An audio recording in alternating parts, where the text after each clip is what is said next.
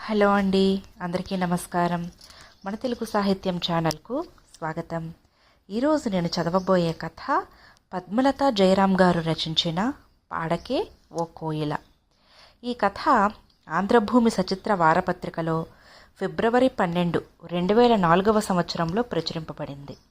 కథలోకి వెళ్ళబోయే ముందు మీకు ఒక చిన్న రిక్వెస్ట్. మీరు మన ఛానల్ని ఫస్ట్ టైం చూస్తున్నట్లయితే తప్పకుండా సబ్స్క్రైబ్ చేసుకోండి.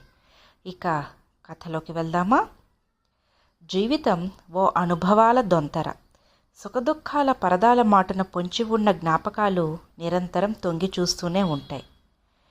వర్తమానాన్ని ప్రభావితం చేసే గతకాలపు జ్ఞాపకాలు వద్దన్నా వదలవు. చివరి నిమిషం దాకా వెన్నాడుతూనే ఉంటాయి. లెసన్ ప్లాన్ ప్రిపేర్ చూసుకుంటున్నా. నా మనసు నిండా మధు తాలూకా చేదు జ్ఞాపకాలే మెదులుతున్నాయి. ఈరోజు అతని పుట్టినరోజు. అందుకే ఈరోజు మరీ గుర్తొస్తున్నాడు. నరకం అంటే ఏమిటో రుచి చూపించిన అతన్ని ఈ మనసులో నుంచి అవతలికి నెట్టేయటం ఎలాగో తోచటం లేదు. మొదటి పీరియడ్ తర్వాత 2 క్లాసులు లీజర్ కావటంతో తీరిగ్గా ఉన్నాను. స్టాఫ్ రూమ్లో కూడా ఎవ్వరూ లేరు. మిగతా లెక్చరర్స్ అందరూ క్లాసెస్కి వెళ్ళిపోయారు. మేడం, మీకోసం ఎవరో అటెండర్ మాట పూర్తి కాకముందే స్టాఫ్ రూమ్లోకి వచ్చాడు అతను. Plain full sleeves shirt tuck చేసుకొని హుందాగా ఉన్నాడు. ఎక్కడో చూసినట్టు అనిపించింది, కానీ చప్పున గుర్తుకు రావటం లేదు. హలో హరిత, నన్ను గుర్తుపట్టనే లేదా? కళ్ళజోడు తీస్తూ అడిగాడు. నాకు చాలా అయోమయంగా ఉంది. తెలిసిన వ్యక్తి మాదిరే ఉన్నాడు, కానీ ఎవరో ఆడవాళ్ళు పట్టలేకపోతున్నాను. ఐఎమ్ సారీ, మీరు... సరే, నేనే చెప్తానులేండి, నవ్వాడు మళ్ళీ. కూర్చోండి, చెప్పాను. నేనండి, ఆనంద్ని. మనం 10th క్లాస్ వరకు కలిసి చదువుకున్నాం. ఆ రోజుల్లో ఫోర్మోస్ట్ హెడ్ని నేనే అని లెక్కల మేడం వసుంధరాదేవి తిట్టేవారు నన్ను. గుర్తొచ్చానా? నాకు గుర్తొచ్చింది, నవ్వు కూడా వచ్చింది. ప్రతిరోజు నా లెక్కల నోట్స్ తీసుకొని ఉన్నదున్నట్టు ఎక్కించేసుకునేవాడు.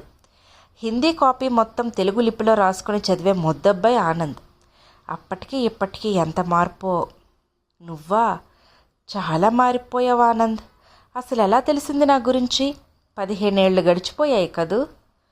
ఇంకా ఎక్కువ కాలమే అయ్యుంటుంది. నీకోసం 2 ఏళ్లుగా వెతుకుతూనే ఉన్నాను హరిత. నువ్వు అనేస్తున్నాను, ఏమీ అనుకోవు కదూ అడిగాడు. మీరు అంటూ కొత్త మన్నింపులు మొదలెడితేనే ఏమైనా అనుకుంటాను. ఇంతకీ ఏంటి విశేషాలు? నాకైతే ఎంత సంతోషంగా ఉందో అంత ఆశ్చర్యంగా కూడా ఉంది, ఇంకా నన్ను గుర్తు పెట్టుకున్నందుకు, మనస్ఫూర్తిగా చెప్పాను. ఈ రోజున నేను ఇంజనీర్ని అయ్యానంటే దానికి కారణం నువ్వే హరిత. పెడదారి పడుతున్న నా అడుగులకు ఓ గమ్యం నిర్దేశించిన మనిషివి నువ్వు.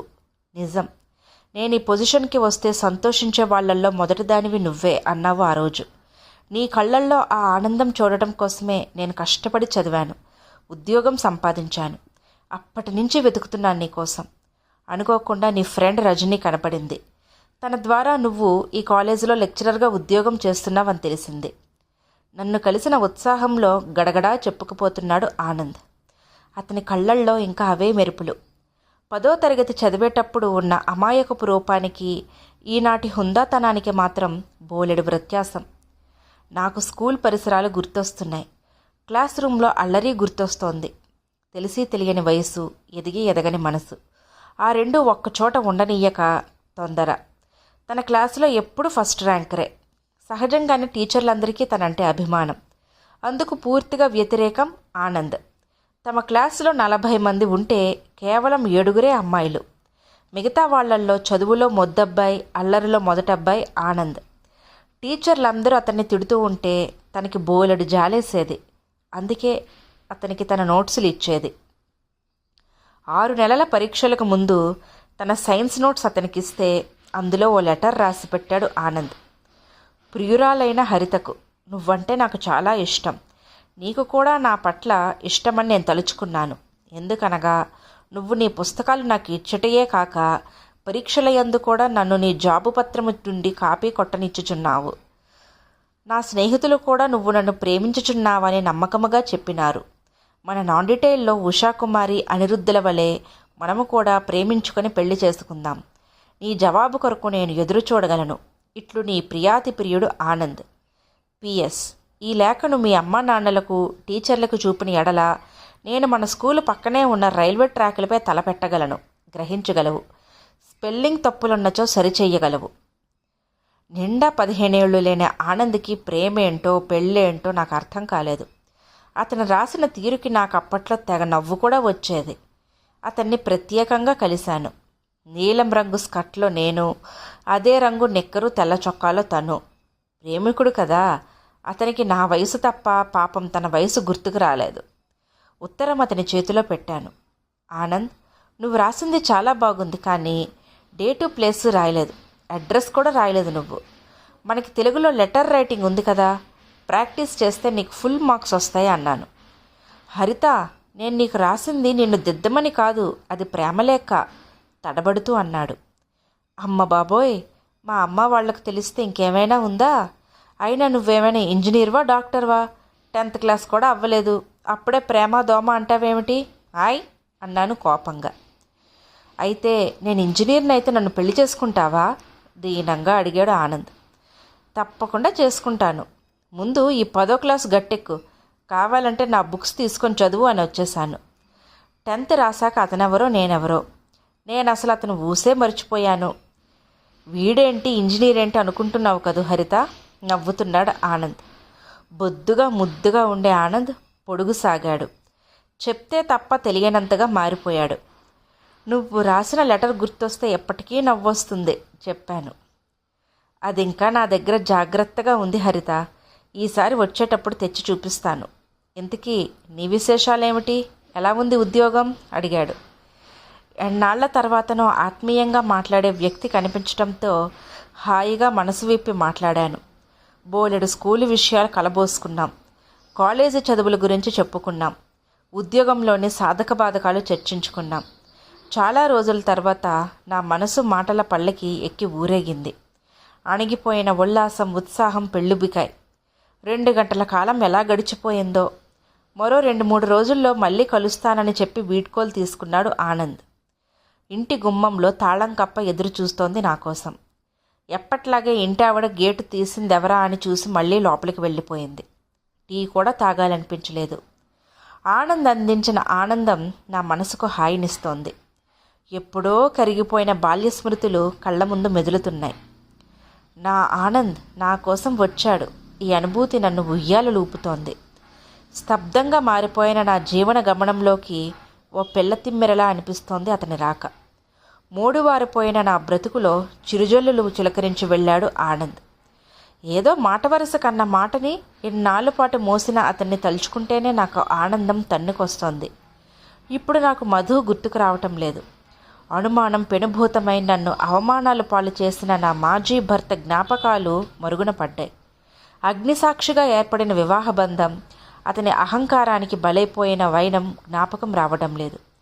అసలు విడాకులు తీసుకుని ఒంటరిగా బ్రతుకుతున్నానన్న స్పృహ ఎన్నాళ్లకు నన్ను వదిలి వెళ్ళిపోయింది. దీనికి కారణం ఆనంద్ రాక, నా పాలిట ఏరువాక. బయట చీకట్లో అలుముకుంటూ ఉంటే అప్పుడు తెలిసింది నేనింకా లైట్లు వేయలేదని. లేచి ఇంట్లో వెలుగు నింపాను. నా కోసం వచ్చిన ఆనంద్ మాటల వెలుగు ముందు ఈ దీపాల వెలుగెంత? కన్నెపిల్లలా గొంతులేస్తోంది నా మనసు. కొత్త జీవితం పంచుకోపోతున్న కోరికను మనసు వ్యక్తం చేస్తూ ఉంటే నిద్రలోకి జారుకున్నాను. 2 రోజులు 2 యుగాలుగా గడిచాయి. చిన్ననాటి మిత్రుణ్ణి గురించి కొలీగ్స్కి చెప్తే వాళ్ళ ఆశ్చర్యానికి అంతే లేదు. 10వ తరగతి అడాలసెంట్ వయసు ఎక్కడా, పరిణితి చెందిన ఈ వయసు ఎక్కడా? ఆశ్చర్యంతో పాటు ఒకంత ఆతృతతో చూస్తున్నారు వాళ్ళు కూడా ఆనంద్ రాక కోసం. నా ఆనంద్తో నేను పంచుకోబోయే జీవితం గురించి తెలిస్తే వాళ్ళు అసూయ కూడా పడతారేమో. లంచ్ టైం అవుతూ ఉండగా వచ్చాడు ఆనంద్. ఇద్దరం కలిసి బయటికి వచ్చాం. హోటల్లో కూర్చున్నాక లంచ్కి ఆర్డర్ ఇచ్చాడు. ఇదంతా కలలాగా ఉంది ఆనంద్. నా చిన్న మాట మీద నువ్వింత పెద్ద హోదాకి పెరిగావంటే చెప్పాను. నిన్ను కలవగలగటం మాత్రం నాకు ఇంకా నిజం కాదేమో అనిపిస్తోంది హరిత.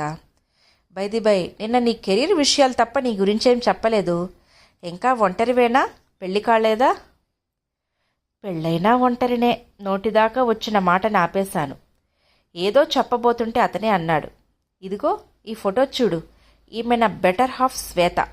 ఇదిగో ఇది నా స్వీట్ హార్ట్, నా కూతురు హరిత. నీ పేరే పెట్టుకున్నాను దానికి. జేబులో నుంచి తీసిన డైరీలో నుంచి వాళ్ళ ఫోటోల్ని తీసి చూపిస్తున్నాడు ఆనంద్.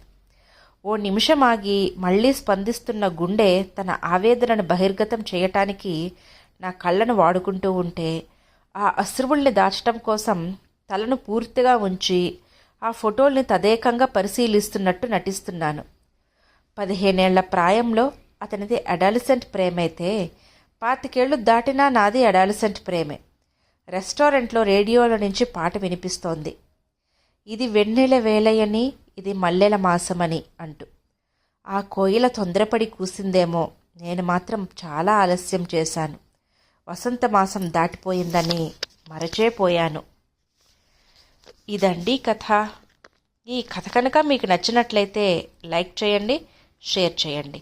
అలాగే మరిన్ని ఇంట్రెస్టింగ్ కథల కోసం మన ఛానల్ను తప్పకుండా సబ్స్క్రైబ్ చేసుకోండి. Thank you.